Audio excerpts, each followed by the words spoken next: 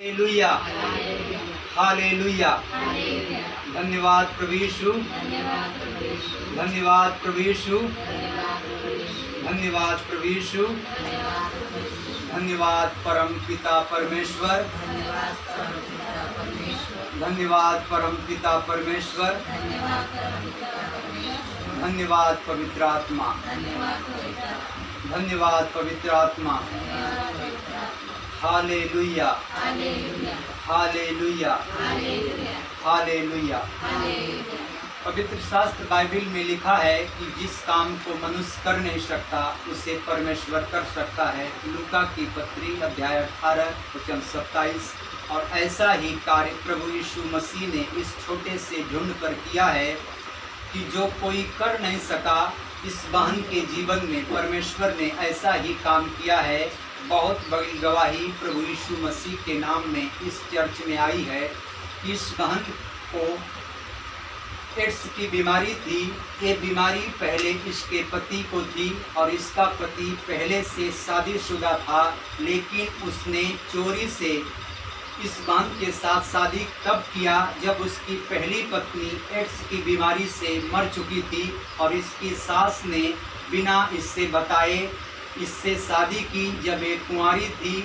और जब इसका पति शादी के बाद इसके साथ दुखी रहता था, पीड़ित रहता था, इसने अपने पति का जब इलाज कराया, इलाज के दौरान जब रिपोर्ट में आया कि इसका पति जो है एड्स की बीमारी से ग्रसित है, उसने पूछा कि तुमने मेरा जीवन क्यों बर्बाद किया?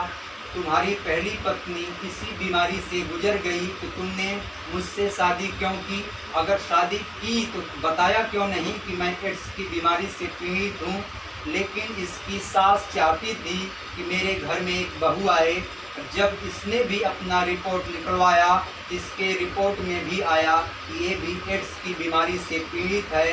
तब ये कई जगह इलाज कराई और इलाज करा के जब इसका कुछ भी फायदा नहीं हुआ तो लोगों ने इसको बताया कि तुम प्रभु की शरण में जाओ, वह उद्धारकर्ता जीवित परमेश्वर आपके जीवन में काम करेगा। वह अपने सामर्थी हाथों से तुमको छुएगा और तुम आज़ाद हो जाओगी। और इस बहन ने प्रभु के भवन में आना और जाना शुरू किया। ये प्रभु पर विश्वास करती थी, उसकी महिमा करती थी। और एक दिन परमेश्वर का जलाली हाथ इसके सर पर पड़ा और ये बहन एड्स की बीमारी से पूरी तरह से आज़ाद हो चुकी है। इसकी रिपोर्ट एक बार नहीं 2 बार नॉर्मल ही आया, क्योंकि प्रभु हमारा बहुत सामर्थी है। वह अपनी सामर्थ्य निर्बलता में सिद्ध करता है।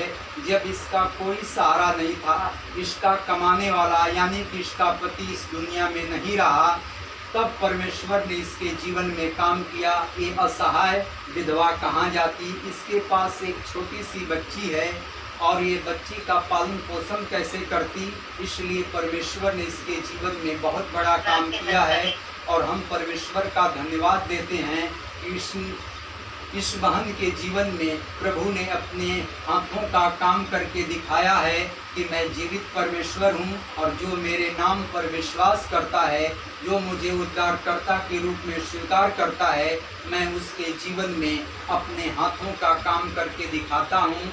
इसलिए हम परमेश्वर का धन्यवाद देते हैं कि प्रभु ने अपने पुत्र के द्वारा इस छोटे से चर्च में, जिसका नाम है यीशु स्मृति प्रेयर मिनिस्ट्री, जो यादव नगर में एरोली में चलती है, परमेश्वर ने अपने इस काम को करके दिखाया है कि ये जीवित कलेसिया है और इस कलेसिया में मैं बड़े बड़े काम और करूँगा।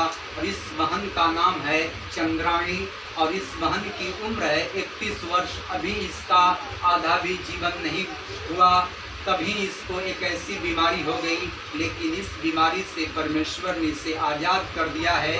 अब ये सदा सदा के लिए आज़ाद हो चुकी है, क्योंकि परमेश्वर जिसे एक बार स्पर्श कर देते हैं उसके जीवन में कोई बंधन, कोई बीमारी, कोई श्राप नहीं रहता, क्योंकि वचन में लिखा है कि उसके कोड़े खाने से हम चंगे हो चुके हैं और उसके लहू से हमारे पाप धुले गए हैं।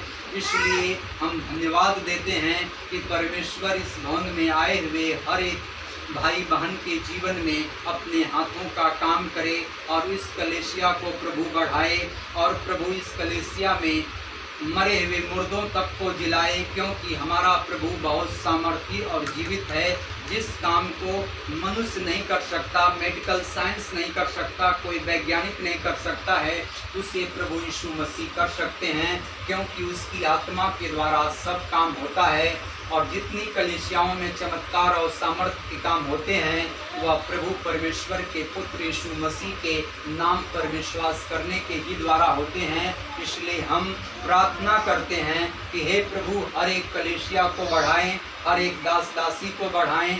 प्रभु जी, तेरे राज में लोग और बढ़ते जाएं, क्योंकि वचन में लिखा है मेरे प्रभु कि हर एक घुटना मेरे सामने टिकेगा, हर एक जीव परमेश्वर को अंगीकार करेगी। इसलिए हे मेरे प्रभु, हर एक जीव तेरे नाम की महिमा करे और तू सबके जीवन में इस बहन की तरह तू प्रभु जी चमत्कार करे, सबकी रिपोर्ट नॉर्मल आए। यीशु प्रभु के पवित्र और सामर्थी नाम में पिता प्रभु जी इस प्रार्थना को मांगते हैं, सुने और कबूल करें। आमीन।